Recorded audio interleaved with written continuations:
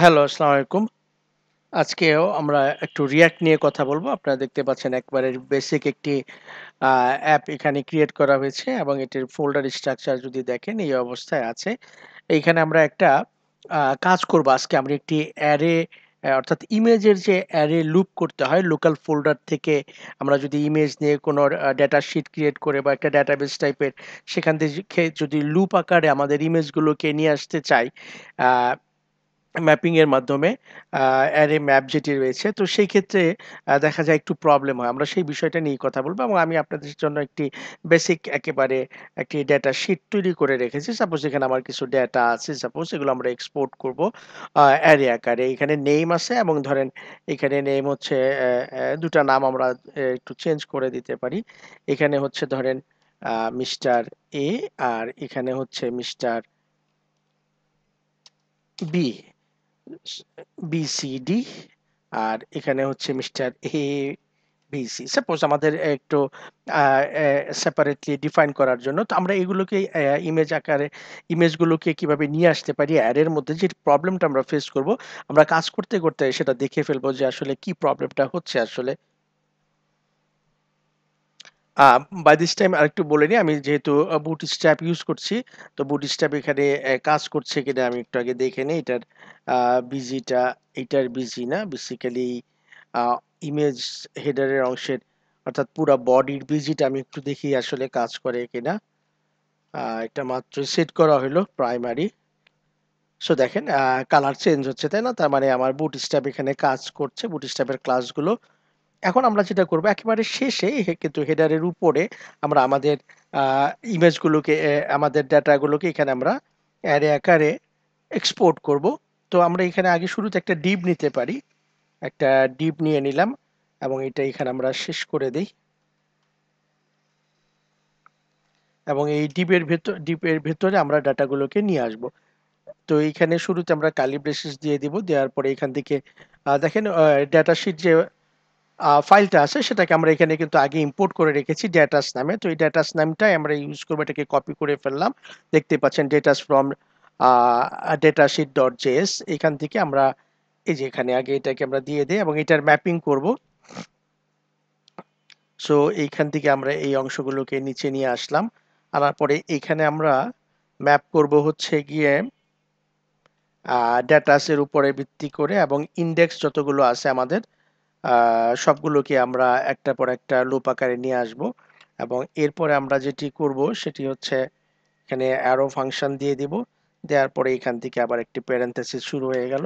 শুরু হওয়ার পরে এটা এখানে গিয়ে শেষ হবে। সো এইটুকুনের ভেতরে আমরা সব কাজটা করে ফেলবো এবং এর আগে আমরা একটা কাজ করতে পারি যেহেতু আমরা বুটস্ট্র্যাপ ইউজ করতেছি। এখানে আমরা ক্লাস নেম দিয়ে দিতে পারি। এটা হচ্ছে রো এবং এটা ডিসপ্লে হবে ফ্লেক্স, তাই না? এখন এইখানে আমরা আরেকটা ডিপ দিয়ে দেই।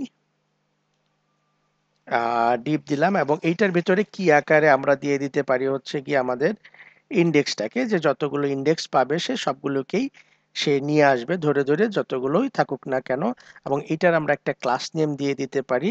এই এইটা আমাদের আরেকটা ডিবে যেহেতু আমরা রো ক্লাস নেমটা কল করেছি এইজন্য এখানে আমরা দিয়ে দিতে পারি কোল মিডিয়াম এবং আমরা চাচ্ছি 3 অর্থাৎ প্রতিটা সারিতে ৪ টা করে আমাদের কলাম হোক এবং এটা আমরা এখানে ক্লোজ করে দেই। ক্লোজ করে দিলাম। ক্লোজ করে দেওয়ার পরে আমাদের যে ডিপটা সেটাকে আমরা এইখানে ক্লোজ করি। আচ্ছা, এখন এইটার ভেতরে আমরা শুরুতে আগে আরেকটা এইচ ট্যাগ নিয়ে নেই। অর্থাৎ এই কলামের ভেতরে এই যে কলামের ভেতরে আমরা এখন একটা h2 নিয়ে নিব যেহেতু আমাদের আ নেম আছে। নেমটাকে আমরা একটু হাইলাইট করতে চাচ্ছি এবং এটাকে আমরা এখানে ইন্ডেক্সিং করতে চাচ্ছি হচ্ছে গিয়ে ডেটাস ডট দেখেন ডাটা শিটে যে নেমটা দেয়া আছে সাবজেক্ট নেমে যে এখানে দেয়া আছে হচ্ছে গিয়ে নেম। তো এই নেমটা আমরা এখানে ডট দিয়ে দিলাম এবং এখানে আমরা এটাকে দিয়ে দিতে পারি h2 ক্লোজ করে দিলাম ট্যাগটা। এরপর আমাদের ইমেজ লাগবে। তো ইমেজের জন্য আমরা ইমেজ ট্যাগটা ইউজ করতে পারি src। তো এখানেও একইভাবে কার্লি ব্রেসেসের ভেতরে ডেটাস ডট ওখানে আমরা যে নামটা দিয়ে আসছি ডাটা শিটে এই যে পিক্স এই নামটা আমাদেরকে ইউজ করতে হবে ডট পিক্স অর্থাৎ ডাটা শিটের পিক্স নামে যে নেমটা রয়েছে সেটা এখানে চলে আসবে। এরপরে আমরা ইমেজ ট্যাগের জন্য আমরা অল্ট ইউজ করি, সেটা আমরা এখানে দিয়ে দিব। এরপর এটা সেলফ ক্লোজিং ট্যাগ, এখানে সেলফ ক্লোজ দিয়ে দিতে হবে আমাদেরকে, দিয়ে দিলাম। তো এখন দেওয়ার পরে আমরা আগে একটু প্রাথমিকভাবে দেখি আমাদের বুটিশ এই পেজে গিয়ে হচ্ছে কিনা। দেখেন কি আকারে আসতেছে। এই যে ২ টা নাম পাইছে, ২ টাই পাশাপাশি কিন্তু চলে আসছে, তাই না? তো এগুলোকে এখন নামগুলো আসছে, কিন্তু এটার ফুল যে জায়গাটা, সেই জায়গাটা কিন্তু সে নিতে পারে নাই। এটার কারণ হচ্ছে আমরা এখান থেকে এইটাকে একটা কাজ করতে পারি। এটা আমরা হেডার সেকশন থেকে বের করে নিয়ে আসি, কাট করে। কারণ এটা হেডারের ভেতরে চলে গেছে, এইজন্য ওখানে স্পেস পাচ্ছে না। সো হেডারটা আমরা এখান থেকে একটু সাপোজ তো হেডারটা উপরে শেষ করে দিয়ে আমরা এটাকে এইখানে নিয়ে আসি। হেডারের পরে দেখি এখানে এখন কি অবস্থা হয়। এই যে দেখেন এখন কিন্তু এই যে, অর্থাৎ সে উইডথ গুলো ফুল উইডথ পেয়ে গেছে। ৪ টা কলাম করার কথা কিন্তু সে ২ টা কলাম করছে, কিন্তু হোয়ার ইজ মাই পিকচার্স, তাই না? আমার ইমেজ গুলো কিন্তু সে পাচ্ছে না। এইটাই হচ্ছে আমাদের প্রবলেম। কেন ইমেজ গুলো পাচ্ছে না? ইমেজের যে আমি দেখাইলাম, এখানে কিন্তু ঠিকই আমি লিঙ্ক আপ করে আসছি, তাই না? এই ২ টা দেখেন, এবং এগুলো আমার একই ফোল্ডারের ভেতরে আছে। এই যে দেখেন এসভিজি। তাহলে আমি যদি এখান থেকে বের হয়ে অন্য আরেকটা ইমেজ দেই, এই যে দেখেন এখানে আমার পাবলিক ফোল্ডারেও কিন্তু ইমেজ আছে। তো আমি যদি সেই লোকেশনটা এখানে সেট করি, সাপোজ এখান থেকে আমি বের হয়ে গিয়ে যদি পাবলিকে চলে যাই, পাবলিকে গেলাম, পাবলিকে যাওয়ার পরে দেখেন এইখানে আমার এই যে একটা ইমেজ আছে। তো এটাকে যদি আমি আবার কপি করে নিয়ে আসি, কপি করে এনে এখানে দিয়ে দিলাম। অর্থাৎ আমি ২ লোকেশন থেকেই ইমেজ দিতে চাচ্ছি। এরপরে এটাকে আমি কপি করে ফেলি, ডুপ্লিকেট করে ফেললাম। তাহলে আমার ৩ টা হয়ে গেল। আপনাদের বুঝতেও সুবিধা হবে। তো আমার ৩ টা ছবি এখানে নিয়ে আসা হয়েছে, কিন্তু কাজ করছে না। আমি এটাকেও কপি করে ফেলি। তাহলে আমাদের পুরো কলামটাই পুরো রোটাই কিন্তু কাজ করবে। যেহেতু আমরা ওখানে মিডিয়াম কলাম ৩ টা নিয়েছি। তো আমরা এখানে দেখেন আমার কিন্তু এখানে নিচে ৪ টা কলাম ক্রিয়েট হয়ে গেছে, কিন্তু ইমেজগুলো শো করছে না। তো আমি যদি, আমার কি তাহলে কোথাও ভুল আছে? তো আমি সেটা আপনাদেরকে একটু দেখাচ্ছি যে আমার আসলে কোথাও ভুল আছে কিনা। তো আমি যদি এখানে বাংলাদেশ লিখি, বাংলাদেশ লিখলে পরে যদি আমরা বাংলাদেশের একটা ইমেজ এখান থেকে নেই, সাপোজ এটাই যদি নেই, এখান থেকে যদি আমরা ক্লিক করি, ক্লিক করার পরে হচ্ছে গিয়ে copy image address, copy image address করে আমরা যদি এখানে দেই, সাপোজ এখানে সাপোজ দিয়ে দিলাম। দেওয়ার পরে যদি সেভ দিয়ে দেই, এখন আমরা যদি আমাদের পেজে আসি, দেখেন ইমেজ কিন্তু এখানে চলে আসছে, তাই না? কিন্তু এইখানে এইটা আসতেছে না, এবং আমার ইমেজ এইভাবে আসার কথা না। এটা তো কিছু ক্লাস ক্লাস দিয়ে মডিফাই করে দিলে ভালো হইতো বোধহয়। আচ্ছা, আমি একটু ক্লাস দিয়ে দেই এখানে, তাইলে পরে ক্লাস নেম, আমার যে ইমেজগুলো আসবে সেই ইমেজগুলো হচ্ছে গিয়ে থাম্বনেল আকারে আসুক, থাম্বনেল আকারে আসুক, এবং সেগুলো হচ্ছে গিয়ে এমএক্স অটো, অর্থাৎ উপরে নিচে অর্থাৎ ডানে বামে সেটা সেন্টার হয়ে যাক, তাই না? এই হচ্ছে বিষয়। সো এখন দেখেন এই যে আমার এখানে কিন্তু চলে আসছে। আমি আরেকটু কাজ করতে পারি। এটাকে আমি একটা ফুল উইডথে না নিয়ে এই রোটাকে আমি একটু কন্টেইনারের ভেতরে নিয়ে আসতে পারি। তাহলে আমার একটু দেখতে সুবিধা হবে। এটা একদম উইডথ বরাবর চলে গেছে। দেখেন এই যে এটা, এই হচ্ছে আমার মূল বিষয়। আমি একটু নিচে প্যাডিং দিয়ে দিতে পারি। প্যাডিং মিনস হচ্ছে এখানে আমরা এখন গাটার সিস্টেম কিন্তু নিয়ে আসছে। আপনারা হয়তো জানেন যে বুটস্ট্র্যাপ 5 এ গাটার নিয়ে আসছে। সো আমি যদি গাটার দেই, দেখি কাজ করে কিনা। সো এখানে গাটার কাজ করছে না। গাটার কাজ আচ্ছা, গাটার না থাকুক, আমি এটার নিচে মার্জিন বটম দিয়ে দেই হচ্ছে গিয়ে 5। আমার একটু নিচে জায়গা দরকার, তাই না? এই যে নিচে জায়গা চলে আসছে দেখেন। এখন আমি দেখতে কিন্তু স্পষ্ট হচ্ছে। তো আমি চাচ্ছি আমার সবগুলো, অর্থাৎ ডেটা শিটের সবগুলো ইমেজ এভাবে অ্যারে আকারে আসুক। কিন্তু অর্থাৎ আমার যে ম্যাপিং করা সেটা কিন্তু ঠিক আছে। তাইলে কিন্তু আমি লোকাল ফোল্ডার থেকে ইমেজগুলোকে লিঙ্ক করতে পারছি না। এই হচ্ছে আমার প্রবলেম। তাহলে সেইটা কিভাবে আমরা করব?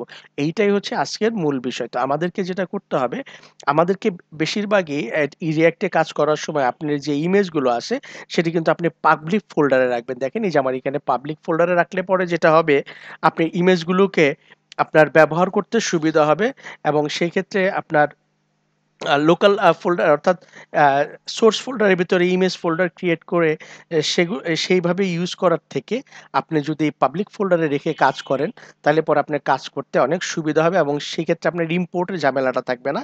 আমি আপনাদেরকে দেখাচ্ছি। সাপোজ ধরেন আমি একেবারে এই যে এই উপরেই এইখানে আরেকটা ইমেজ যদি আমি আনতে চাই, দেখেন ইমেজ আনতে গেলে আগে আমার ইম্পোর্ট করতে হচ্ছে। তো আমার এই ডাটা শিটে যদি ১০০ জনকে আমার ইম্পোর্ট করতে হয় তাইলে কি একটা ঝামেলা, তাই না? অথবা আমার এই পেজেই যদি আমার এই app.js এ যদি ১০০ ছবি দরকার হয়, তাহলে আগে আমার ১০০ টা ছবি ইম্পোর্ট করতে হবে। তারপরে আবার এখানে আমাকে সেগুলোকে প্লেস করতে হবে। তো এই ঝামেলা থেকে বের হওয়ার জন্য আমরা একটা কাজ করতে পারি। সাপোজ এটাকে আমরা যদি অ্যা এখানে ডুপ্লিকেট করে ফেলি এবং এইখানে সোর্স এর যে জায়গাটা দেখতে পাচ্ছেন, এই সোর্স এ এখানে যদি আমি আরেকটা ছবি নিয়ে আসতে চাই, সেক্ষেত্রে ছবি আনার জন্য আমাদেরকে ইম্পোর্ট করা দরকার। আমরা জাস্ট লিখব process dot env dot public. এইজন্য আমাদেরকে পাবলিকে রাখলে সুবিধা হবে। পাবলিক ইউআরএল, এরপরে concatenation বা যেটা বলা হয়, এখানে আমরা একটু কোলন দিয়ে দিব। কোলন দেওয়ার পরে আমরা এখানে দেখেন আমাদের একটা ছবি আছে 2jpg। এই যে এখানে আপনারা খেয়াল করে থাকবেন পাবলিক ফোল্ডারের ভেতরে সেই ইমেজ নেমটা আমরা এখানে দিয়ে দিচ্ছি 2.jpg। এখন দেখি আমাদের ছবিটা আসে কিনা। এই দেখেন ছবিটা কিন্তু চলে আসছে। তাই না? অর্থাৎ আমাকে কিন্তু এই প্রসেসে যদি আমরা যাই, তাহলে পরে আমাকে ছবি কিন্তু এবং এটা পাবলিক ফোল্ডারে রাখা হয়েছে। এটা আপনি লোকাল ফোল্ডারে রাখলে হবে না। এটাকে আপনি পাবলিক ফোল্ডারে ছবিগুলো রাখলে আপনি এই প্রসেসে অনেক ছবি নিয়ে আসতে পারবেন উইথআউট ইম্পোর্টিং। দেখেন এটা কিন্তু সরাসরি ইম্পোর্ট করতে হয় নাই। কিন্তু এই লোগোটা দেখতে পাচ্ছেন যেটা, সেটাকে কিন্তু আগে আচ্ছা আমরা যদি এটাকে এখান থেকে কেটে ফেলি, এটাকে আমরা এখান থেকে কেটে যদি উপরে নিয়ে যাই, এইখানটায় নিয়ে যাই এবং এই যে ক্লাস যেটা দিয়েছিল ওরা, সেই ক্লাসটা যদি আমরা চেঞ্জ করে ফেলি, তাহলে পরে কেমন হয় দেখি। এই হচ্ছে ছবি দেখেন। এই হলো ছবিটা চলে আসছে। এরপরে এইটা, তারপর আমার এগুলো। তো আমি যেটা বোঝানোর চেষ্টা করতেছি আপনাদের, আপনারা যখন ইমেজ আ আ আ আ React এ ইউজ করবেন, সেগুলো আপনি পাবলিক ফোল্ডারে রাখবেন। অর্থাৎ আপনি যদি খেয়াল করেন, এই যে হচ্ছে গিয়ে আমাদের React ফোল্ডার, এটা থেকে আমরা এই যে edutech এ কাজ করছি, টিউটোরিয়াল নামে একটি ফোল্ডারে। এই যে দেখেন পাবলিক একটি ফোল্ডার আছে। এই ফোল্ডারের ভেতরেই কিন্তু এই যে ইমেজগুলো নিয়ে আমরা কাজ করছি। তো তো সেক্ষেত্রে আপনি যদি ইমেজগুলোকে আপনার পাবলিক ফোল্ডারে রাখেন তাহলে আপনার কাজ করতে সুবিধা হবে। এখন এই যে ইমেজ আনার যে প্রসেসটা আমরা এপ্লাই করলাম, এই প্রসেসটা যদি আমরা ডেটা শিটে এইভাবে আপনি এপ্লাই না করে ছবি ইম্পোর্ট করতে পারবেন না। তো চলুন আমরা এক কাজ করি, দেখি এখানে কাজ করে কিনা। সো এখানে যেটুকু আমরা করব একই কাজ, process ডট environment ডট হচ্ছে আমাদের আছে হচ্ছে গিয়ে public underscore URL plus concatenation, এরপরে হচ্ছে গিয়ে আপনার লোকেশন দেখাবেন। তো লোকেশন যেহেতু আমাদের হচ্ছে গিয়ে পাবলিক ফোল্ডারই আছে, তো এখানে আমরা দেখেন এখানে আমার আরো ২ টা ৩ টা ছবি আছে। এই যে আমরা যদি এখানে একটু ফরওয়ার্ড স্ল্যাশ দেই, ফরওয়ার্ড স্ল্যাশ লাগবে না, এখানে আমরা লোগো লিখলেই পাবো। লোগো ১৯২ নামে একটা ছবি আছে .png। আচ্ছা এইটা দেখি আগে আসে কিনা। আমাদের আগে এটা দেখার বিষয় যে আমাদের ছবিগুলো আসতেছে কিনা। দেখেন এই যে এখন কিন্তু ইমেজ এখানে চলে আসছে। অর্থাৎ ইমেজ এখন আপনি ইম্পোর্ট করতে পারছেন। এর আগে আমরা যে লোকাল ফোল্ডারে যে স্ট্রাকচারে বেসিক্যালি আমরা যে স্ট্রাকচারে ছবিগুলো ইম্পোর্ট করতে চাই, সেটা কিন্তু এখানে কাজ করবে না। অর্থাৎ ডেটা শিট আপনি যদি এইভাবে করে ইমেজগুলোকে লোকেট করেন, তাহলে পরে আপনার জন্য ছবি আনাটা খুব সহজ হবে। এখন যদি আমরা আবার সাপোজ এই যে পাবলিক ফোল্ডারে আমরা আসি, এই পাবলিক ফোল্ডারের ভিতরে আপনি চাচ্ছেন আরেকটা ফোল্ডার আপনি ক্রিয়েট করবেন। তো আমরা যদি এখান থেকে একটা ফোল্ডার ক্রিয়েট করে ফেলি এবং সেটার নাম দেই ইমেজ এবং সেটার ভিতরে যদি আমরা এই ছবিগুলোকে ঢুকিয়ে দেই, সাপোজ এটাকে আমি ঢুকিয়ে দিলাম। তো এইটাকে আমরা কিভাবে লোকেট করব? তো এটাকে লোকেট করার জন্য আমাদেরকে সেম প্রসেস মেইনটেইন করতে হবে। process dot env dot public URL concatenation, অর্থাৎ এইটার প্রসেসের সাথে আপনি যোগ করে দিচ্ছেন আপনার লোকেশনটা। সেই লোকেশনটার আগে আপনাকে অবশ্যই কোটেশন দিতে হবে এবং আগে যেহেতু এখানে আমি কোনো ফোল্ডার স্ট্রাকচার দেখাই নাই, কিন্তু এখন আমাকে একটা ফোল্ডারে ঢুকতে হচ্ছে। এজন্য আমাকে আগে একটা ফরওয়ার্ড স্ল্যাশ দিতে হবে।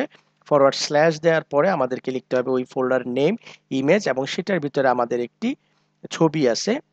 সো এইখানে রাইট, এখানে আমাদের এখানে একটা ডট দিতে হবে কি?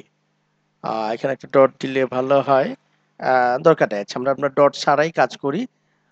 এখানে আমরা চলে যাব হচ্ছে গিয়ে ইমেজ ফোল্ডারে। সেটার ভেতরে আমাদের একটা ছবি আছে। এই যে ইমেজ আমরা যদি এখানে খেয়াল করি যে লোগো ১৯২ পিএনজি। লোগো ১৯২.png। দেখি এই ছবিটা ইম্পোর্ট করা যায় কিনা। আমরা যদি দেখেন এই ছবিটাও কিন্তু এখানে চলে আসছে। সো এখানে আপনার যে সুবিধাটা এক হচ্ছে আপনার ডাটাশিট থেকে বা কোনো ডেটাবেজের ছবি আপনি যে এই বা ইমেজ আপনি ইম্পোর্ট করতে পারতেছেন আ কোনো প্রকার ইম্পোর্টিং ছাড়াই। অর্থাৎ ইম্পোর্ট যে রিঅ্যাক্টের যে ইটা রয়েছে আ বিল্ট ইন যে ফাংশনটা রয়েছে সেটা আপনি ইউজ করতে হচ্ছে না। এখানেও দেখেন সেম প্রসেস। আজকের মূল বিষয়টা ছিল এইটাই। তো আমি যদি এখন এখান থেকে আ এইগুলোকেই কপি করে ফেলি। সাপোজ এই ২ টাকে আমি যদি ফেলে দেই, বাংলাদেশের এটা থাকুক। এখন আমি যদি এইখান থেকে এইটাকেই কেবল কপি করতে থাকি, সাপোজ ধরেন আমার এতগুলো হয়ে গেল দেখেন। এখন শুধু আপনি যেটা করবেন, আপনার ইমেজের নেমটা চেঞ্জ করে দিবেন। দিয়ে আপনি যদি চলে আসেন দেখেন এই যে চলে আসছে। সবগুলো ছবি সুন্দর আপনি যেভাবে চাচ্ছেন ঠিক একইভাবে এখানে চলে আসছে। তো এই হচ্ছে মূল বিষয় যেটি আপনাদেরকে দেখানোর বিষয় ছিল আজকে যে আপনি অ্যারের আকারে ইমেজ আনতে গেলে পরে যে প্রবলেমটা হয় লোকাল স্ট্রাকচার যেটা আমরা ফলো করি সেভাবে আসলে ইমেজ ইম্পোর্ট হয় না। আপনাকে process.environment by env.public_url এইভাবে করে লোকেশন দেখাইতে হবে এবং ইমেজগুলো আপনি আপনার যে পাবলিক ফোল্ডার রয়েছে সেখানে যদি রাখেন তাহলে পরে আপনার জন্য এটা বেস্ট হয়। আপনি ইমেজগুলো নিয়ে সহজেই কাজ করতে পারবেন এবং এখানে আমরা এটাকে একটা কাজ করি mx একটু অটো করে দিয়ে দেখি মনে হচ্ছিল একটু ডানে বামে চলে আসছে। একটু বাম দিকে সরে গেছে। আচ্ছা সরে যাক। আমাদের এখন আর এটা দরকার না। আমাদের যেটি জানার বিষয় ছিল সেটি আমাদের হয়ে গেছে। তো এই হচ্ছে বিষয়। আপনি এখন থেকে আ এইভাবে করে ইমেজগুলোকে আনতে পারবেন। অর্থাৎ এইখানে আপনি সরাসরি আনলে পরে যে বিষয়টা খুব লক্ষণীয়, আপনাকে এখানে এই লোগোটা যেরকম ইম্পোর্ট করা হয়েছে, এই ইমেজটা কিন্তু ইম্পোর্ট করতে হয় নাই। এই ইমেজটা আমার পাবলিক ফোল্ডারে আছে। আমি সরাসরি ইমেজটাকে কল করে নিয়ে আসতে পারছি। এতে করে কি হচ্ছে আমার ইম্পোর্ট এখানে করতে হচ্ছে না। আদারওয়াইজ আমার যদি ২০ টা ছবি এখানে ইম্পোর্ট করতে হয়, তাইলে তো আমার অবস্থা খারাপ। আমাকে ২০ টা ইম্পোর্ট করতে গেলে এইরকম হয়ে যাবে আমার ফাইল। সাপোজ এখানে ২০ টা। ২০ টা ছবি আমি এখানে ইম্পোর্ট করলাম। করার পরে সেগুলোকে আমি ইউজ করলাম। তো which is very difficult, তাই না? তো আমাদের এটার দরকার নেই। আমরা এইভাবে করে ইমেজগুলোকে ইম্পোর্ট করতে পারবো। আ ধন্যবাদ সবাইকে।